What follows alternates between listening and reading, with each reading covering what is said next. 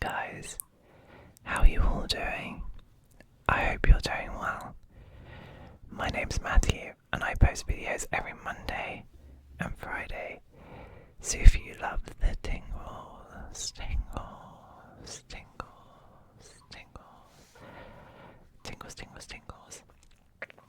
then please don't forget to hit that subscribe button because you are in the right place. Now, before we get into today's case, if you guys have any other suggestions or any other cases you'd like me to cover, then please don't hesitate to leave them in the comments below. I shall add them to the list. I love covering your guys' suggestions, so yeah, keep them coming. And I really hope you enjoyed the quality of today's video. I am still recording on my Google Pixel 9 XL Pro. I think that's what it's called. I've fiddled around with the settings and it's looking better. It's not amazing, but it's a lot better than the last video I posted. I had a slight recording mishap, so I basically tried to record this video using an old webcam on the laptop, because on my laptop I don't quite like the quality of the webcam on that. So I had an old webcam that I purchased months ago as a way to try to fix the quality, and don't get me wrong, the quality of that video was so much better, and I thought I had connected the microphone properly to the laptop so that it would record the Blue Yeti mic. I recorded the video for 30 minutes and went to have a quick listen and it did not pick up the sound from the microphone at all, and I'm slightly running out of time to make sure there'll be a video for you guys for, well, almost today. We've got a few minutes before we go into Monday, so the video looks a lot better. It's definitely a lot less grainy compared to Friday's video just gone. So I'm happy than I was. But let's get into this case, shall we? So tonight we'll delve into the heartbreaking case of Faith Hedgepeth, a bright young woman whose promising life was tragically cut short. So sit back, relax, and let's uncover the details of this case together. Faith Danielle Hedgepeth was born on September 26, 1992, in Warrenton, North Carolina. She was a proud member of a Native American tribe. Faith had a radiant personality and a deep passion for learning. Her dream was to become a pediatrician, and she worked hard to make that dream a reality. Faith's family described her as a caring and determined individual. She was known for her courageous laughter and her ability to light up any room she entered. As a dedicated student, Faith excelled academically, often balancing her studies with her involvement in her tribal community and church activities. She had a strong support system of friends and family who encouraged her every step of the way. Faith also had a love of writing and music. She kept journals filled with her thoughts, aspirations and reflections on life. Her family has said that she found solace in expressing herself through words and often turned to music to uplift her spirits. Faith was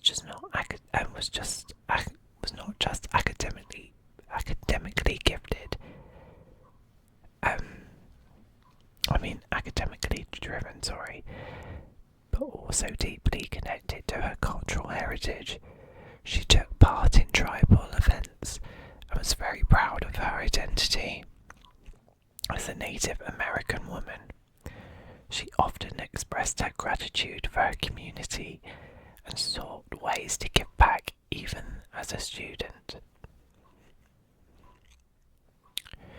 In 2012, Faith was a student at the University of North Carolina at Chapel Hill. She shared an off-campus apartment with her roommate, Karina Rosario. The two were close friends, but their relationship had its ups and downs. Despite this, Faith's time at UNC was filled with promise as she pursued her dreams of making a difference in the lives of children. On the evening of September 6th, 2012, Faith and Karina attended a local nightclub called The Thrill. The Thrill. The Thrill. The Thrill. The Thrill. They returned to their apartment around 2:30 a.m. Surveillance footage captured Faith at the club, smiling and enjoying herself. A snapshot of the vibrant person. A snapshot of the vibrant person she was. Later that night, Karina left the apartment, reportedly after an argument with her boyfriend, leaving Faith alone. The next day, September 7th, Karina returned home around 11 a.m. with a friend. What they discovered was devastating. Faith's lifeless body. She had been brutally attacked, and her death was ruled as a homicide. The crime scene was deeply troubling. Faith had been beaten and left partially unclothed. Investigators found a chilling note that read, "I'm not stupid, jealous." It was written on a fast food bag and became a key piece of evidence. This note, combined with the brutal nature of the crime, suggested a highly personal motive. The autopsy report revealed that Faith had suffered blunt force trauma to the head, likely from a bottle of rum found nearby. There was also indications that she had fought back against her attacker, a testament to her strength and determination even in her final moments. Despite the presence of DNA evidence, leads in the case grew cold, leaving her family and community to grapple with the lack of answers for years.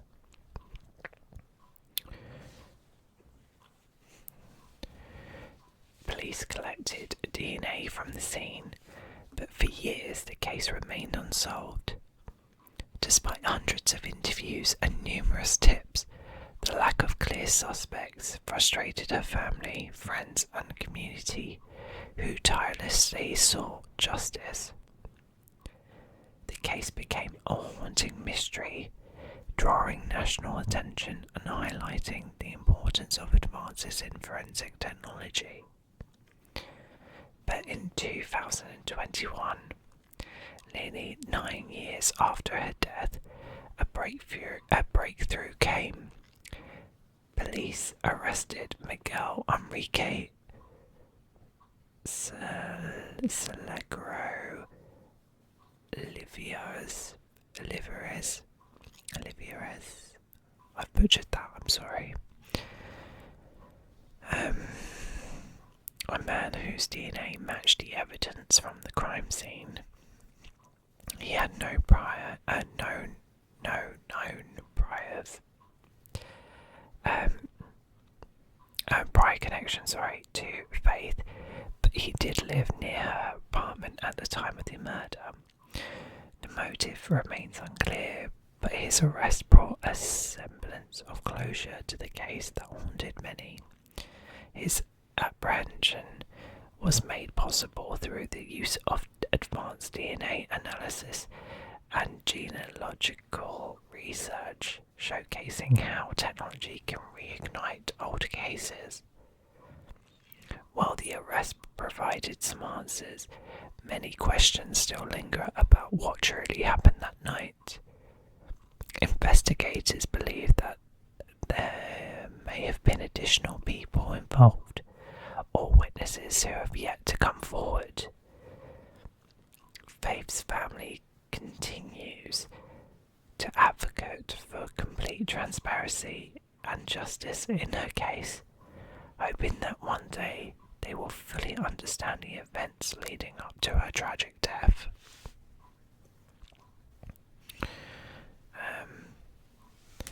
Faith Hedgepeth's story is a stark reminder of the fragility of life and the resilience of those who seek justice. Her memory lives on through her family, her tribe, and the scholarships established in her honour to support Native American women. Native American students pursuing higher education. These scholarships aim to continue Faith's legacy of hope and aspiration, ensuring her dreams to inspire future generations. I just want to bring up another article because it's got some more information about Miguel's arrest. I can't talk today, I do apologise. It's this one, wasn't it? Sorry, my hair's getting in my eyes. Okay. So, when was this case? So this article was published on Friday the 15th of November 2024, so just a few days ago really. Nearly 10 days ago. A little more than 3 years ago, Miguel was arrested and charged with the murder of University of North Carolina at Chapel Hill student Faith Hedgepeth. He now faces a list of charges. Prosecutors have amended the original indictment to include charges of first-degree rape, first-degree burglary, and a first-degree sexual offence. Faith's mother told ABC 11 that she was happy additional charges were filed against her daughter's alleged killer, but didn't want to speak further about the case as it moved through the court system. Faith was 19 years old when she was discovered beaten to death in September 2012. Authorities used DNA ancestry technology to make an arrest in this case.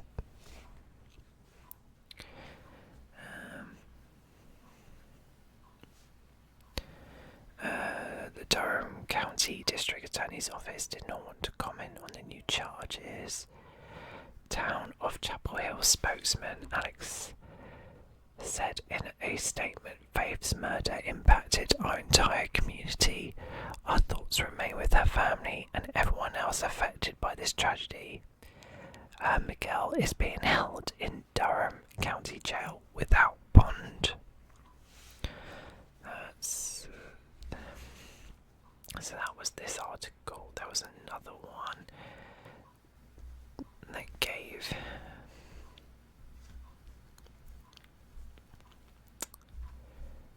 where Where's it gone?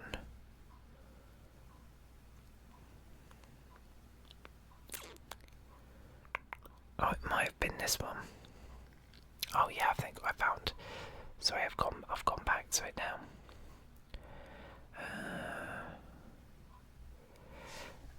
The man accused of killing University of North Carolina at Chapel Hill student Faith Hedgepeth is facing additional charges.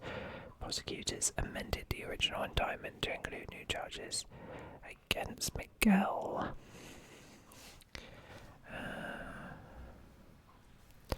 On September 16th, 2021, Chapel Hill police arrested and charged Miguel with the murder on 16th of September 2021.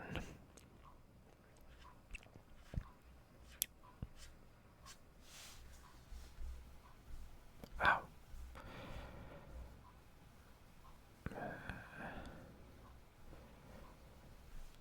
That's not it.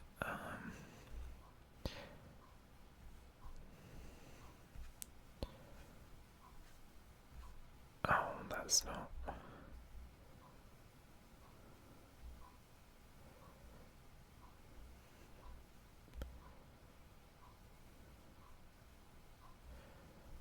That's the article I really wanted to look at. It's not letting me look at it. It wants me to pay $2.99 for. Was it $2.99? Oh, subscribe now for only 99 cents for your first 2 months. No, I don't want to do that. But I found an article that had a really good quote from Faith's dad that I would like to cover, so but I'm not sure I'm going to be able to bring it up, unfortunately. That's going to be annoying. I don't think. Was it this one?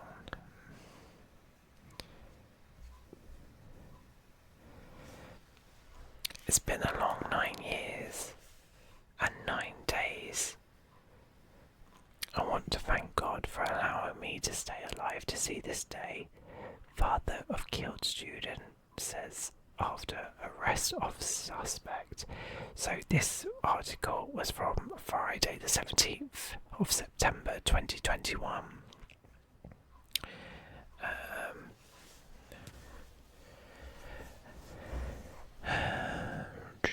A 28-year-old man has been arrested for a 2012 murder.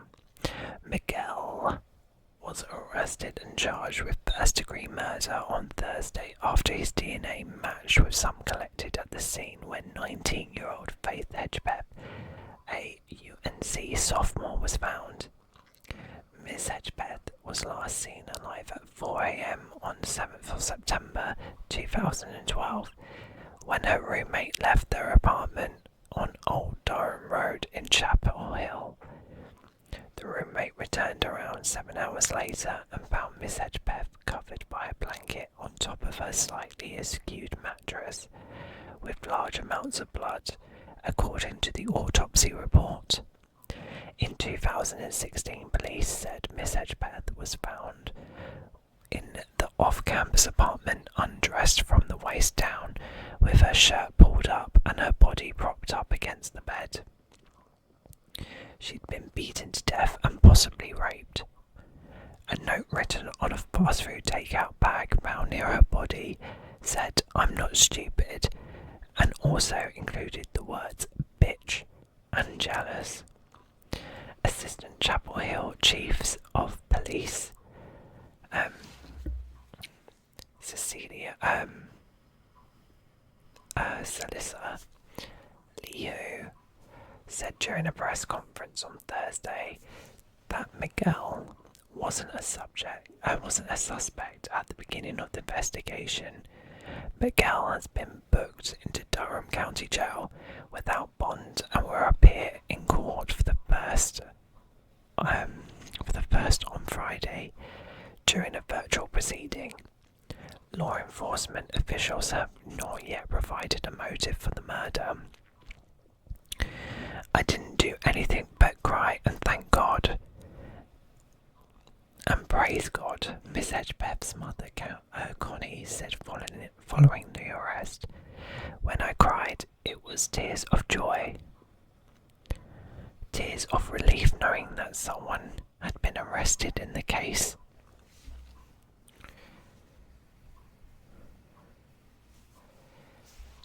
Miguel's mother told WRAL that her son didn't attend UNC Chapel Hill and didn't have many friends at the university.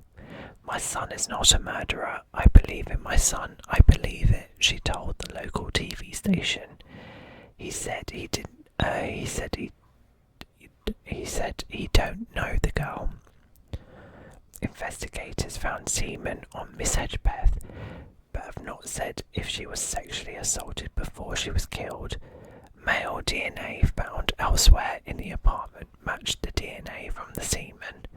A composite description of a man was made in 2016 based on the DNA.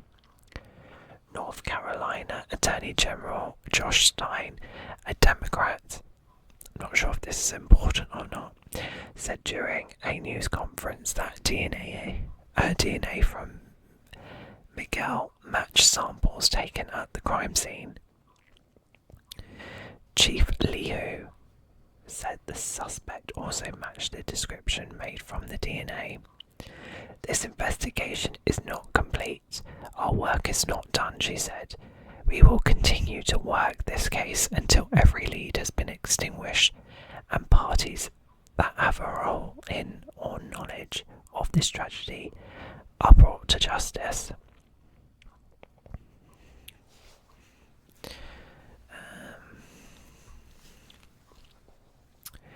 When Solicitor Liu called me today and told me that they made an arrest, I went right back to September 2012. Roland Hedgepeth, Faith Hedgepeth's father, said during the press conference on Thursday, "It's been a long 9 years and 9 days. I want to thank God for allowing me to stay alive to see this day."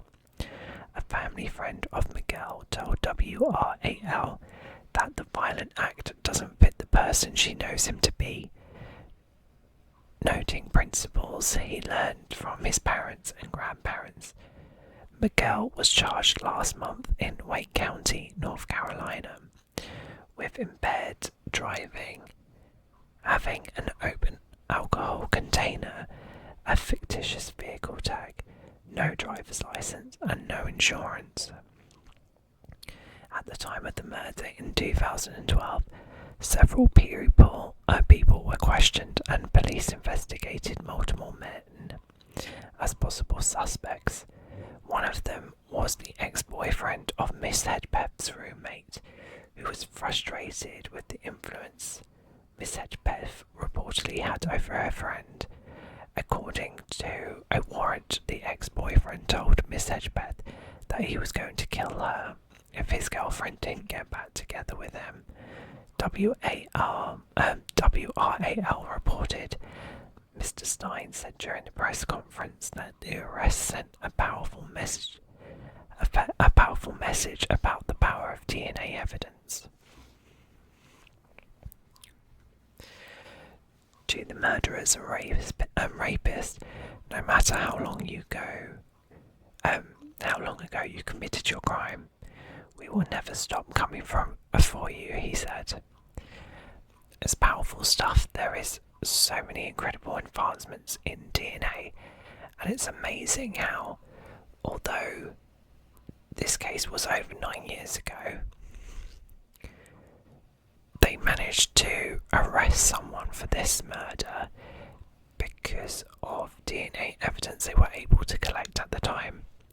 So it's really interesting, and it'd be really interesting to see if this brings up any similar situations for other cold cases, all relying on DNA evidence that was collected at the time but have not been able to come up with a match. So yeah, this wasn't the article I was looking for, but it was an interesting article because it's actually brought up more information about the actual murder. But I did see in another article that Miguel is about to go back to court mid-January, so we've still got a long way to go, but this case is definitely making progress.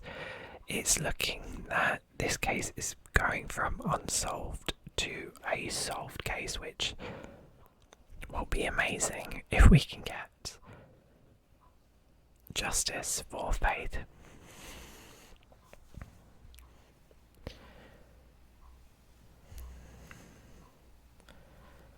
But thank you for listening. I hope this true crime story not only informed you, but also honoured Faith's life. Her story is one of both tragedy and resilience, reminding us of the power of community and determination in the face of unimaginable loss. If you guys have any thoughts or cases that you'd like me to cover next, please don't hesitate to leave them in the comments below. And until next time, take care, stay safe, and good night. Night, guys.